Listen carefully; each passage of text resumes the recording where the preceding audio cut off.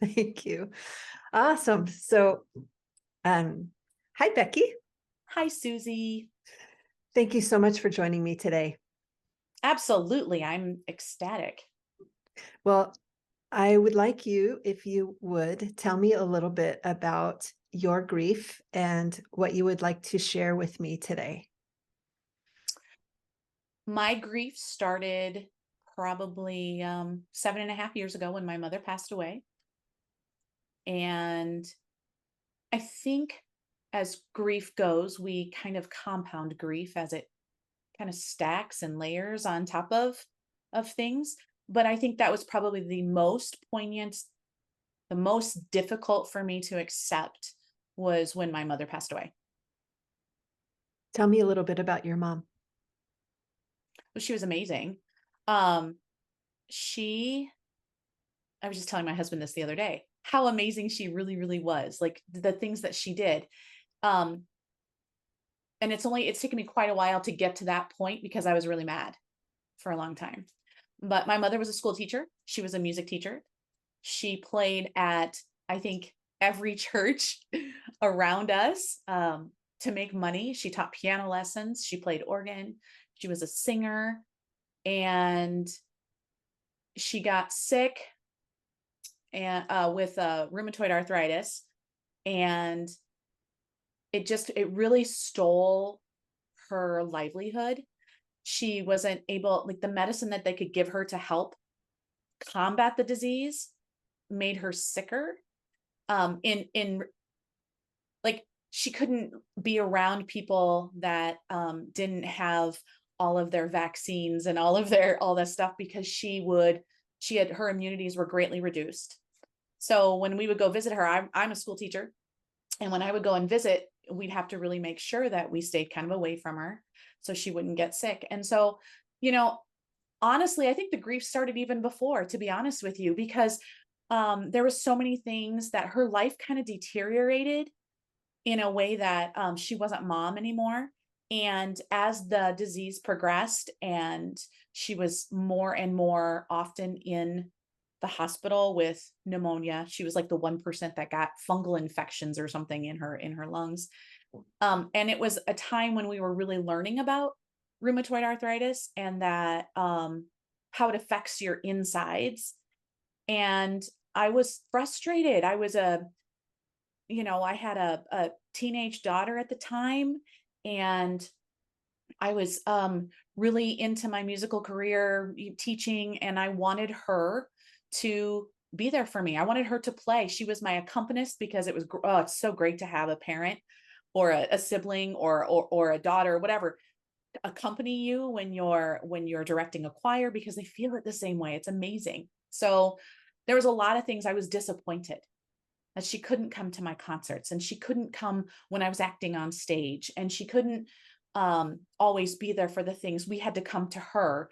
And so I really think that that started, and she was always in pain. I couldn't go to the store with my mom. Like every once in a while we would go and we would go shopping and kind of share that mother daughter bond. And I just kind of felt gypped, that she wasn't able, to do that with me. She died at the age of 63.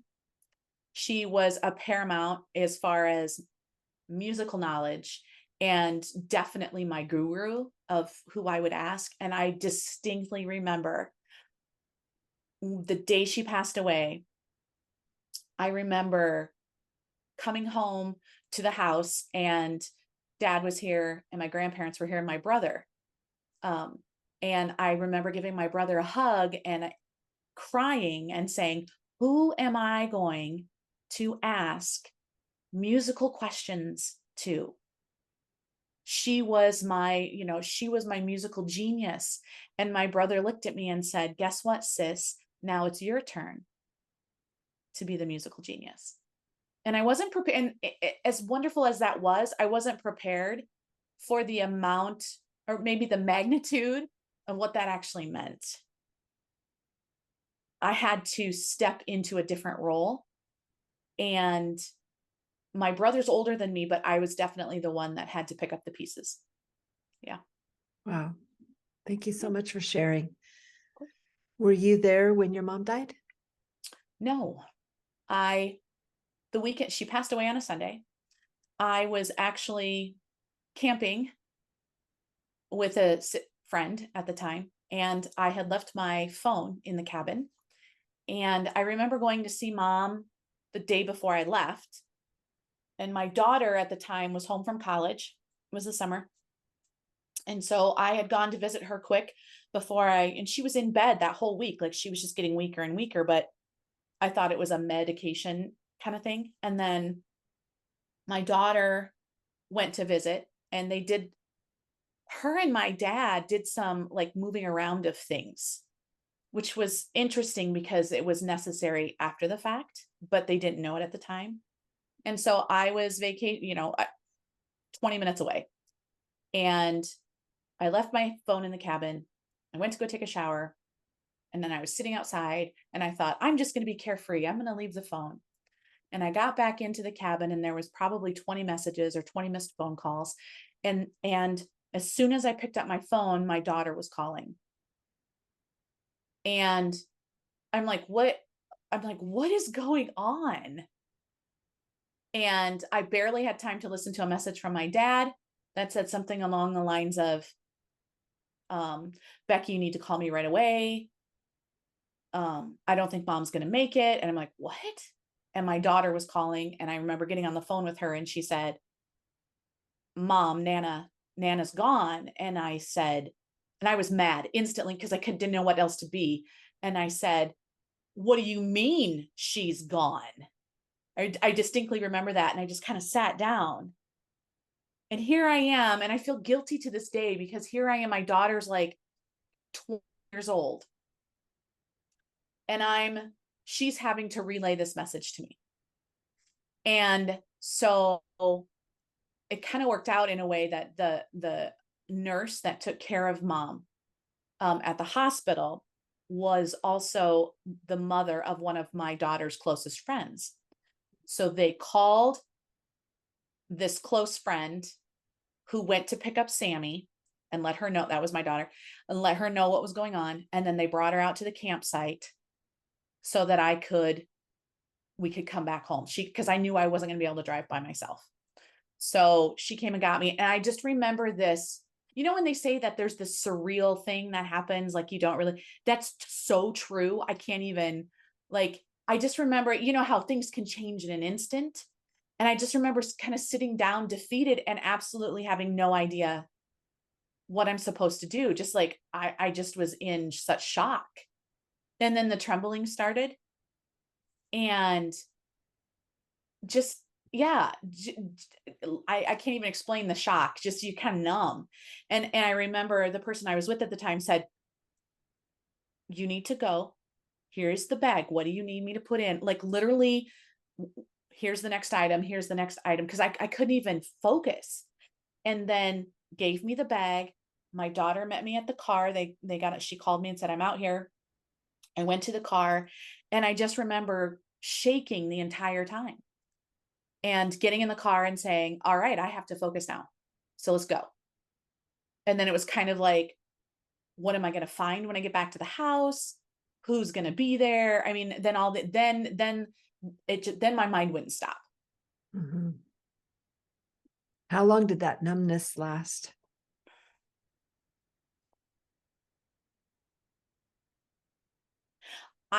Gosh, I don't know. I think until I had a purpose. Although it was always kind of there because I really feel like it's a protection. Because if you really truly felt the depth of the emotion, it would crush you. And so I think that was kind of I think it's our way that our body kind of protects us. I remember feeling so exhausted because the emotions are just so intense. And I remember having to tell people over and over and over, and having to experience their shock. Funny enough, though, that actually made it a little easier, I think, being able to do. And then having, my brother there, him and his wife were there, and saying, Becky, go home. we'll take care of dad tonight. And having that be such a relief because all I wanted to do was get out. And I remember going back into the bedroom where mom and dad's bedroom by myself and just thinking, um, how could you leave me? You know, like I just felt like I was so, and then my dad saying, but she's not in any pain. But watching my father cry and go through that was probably harder than losing mom. I'm like, how could you leave us? That kind of thing. Those thoughts go through your head. And then having wonderful friends that just came over and took over and said, I'm going to bring you meals. We're going to take care of this. You don't need to worry about it. And how grateful I was, I think, for that. But I remember having an excruciating headache and then not being able to sleep, being so tired, but not being able to sleep. Yeah. What do you think was the most helpful?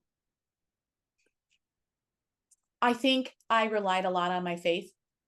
I grew up in a Christian family and we went to church every week, and my mother was a church musician. And so I kind of have continued that myself. And I remember my dad, who was always the spiritual leader in our family, saying to me, she's not in any pain anymore. And I know that sounds cheesy. And sometimes you want to hear that. And sometimes you're just like, it made me feel better. And I remember thinking, I'm not afraid to die.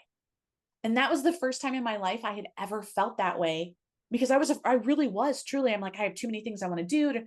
But at that moment, I had such peace about it, knowing that I would see her again. And that kind of peace that goes beyond all understanding was there. And I think that was really powerful for me to be able to know that it was okay.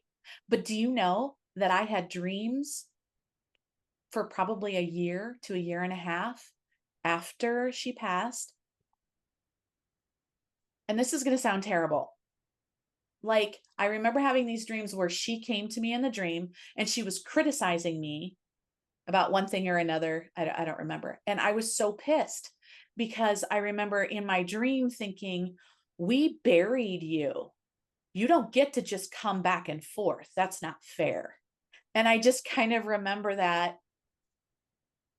And her presence was definitely in the home for a very long time. And then my daughter and I ended up moving into the house, and my father moved to a different location. But um I think she was there to kind of keep us, whether you believe in it or not, I don't care. It gave me peace to know she was here. And then finally, probably a good 2 years after I was able to release my hold on her enough to be able to let her go.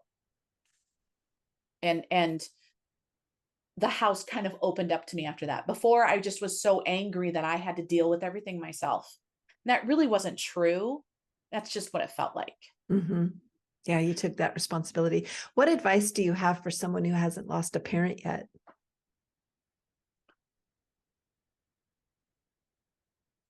I think validating each other, for one, letting them know that you love them.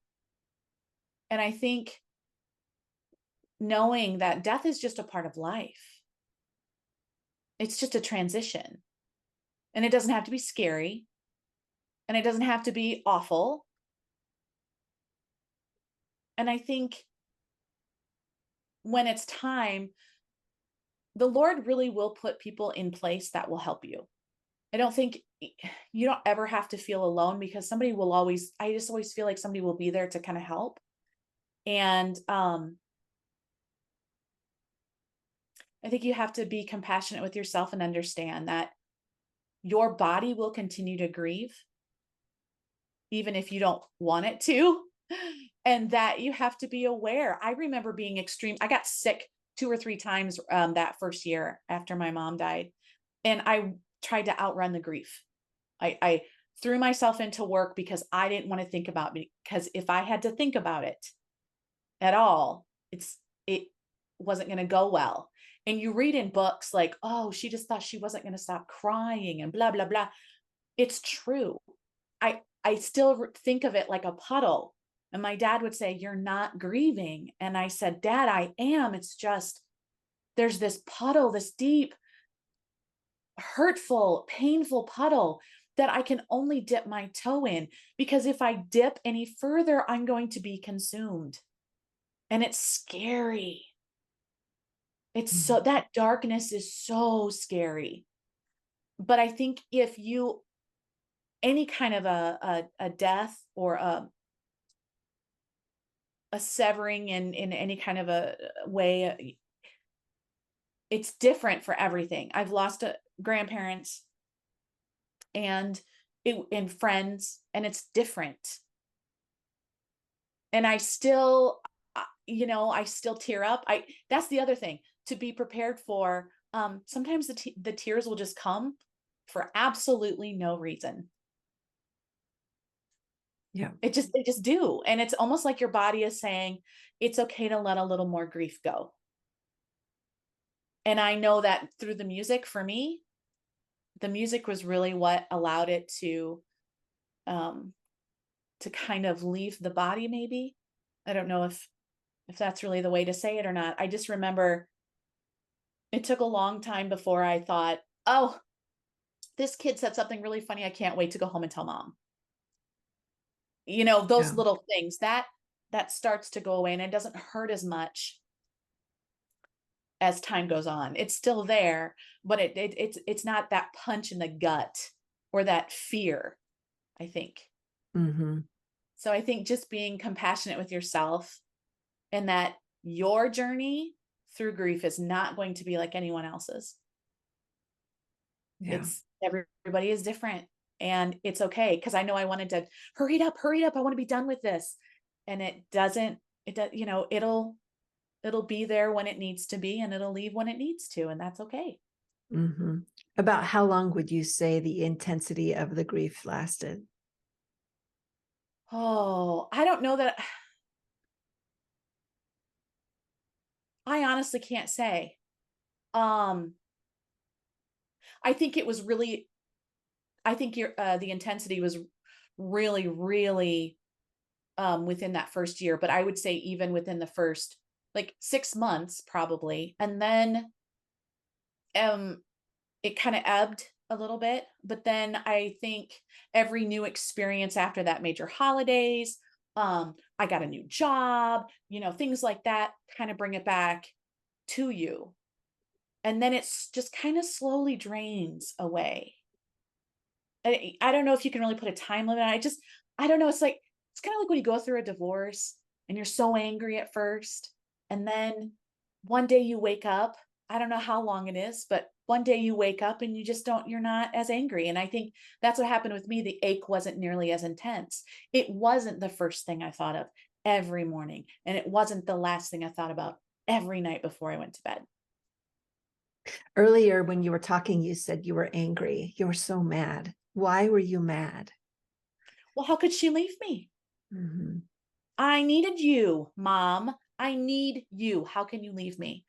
And what I didn't realize at the time was that she was that it was a way for her to step away and get out from under the influence. Maybe, like you always defer to a parent. And I think it was almost an opportunity then for me to grow into another being. And it was after that. Here's a funny one. I remember she was that last week, and I was dating a gentleman named Steve.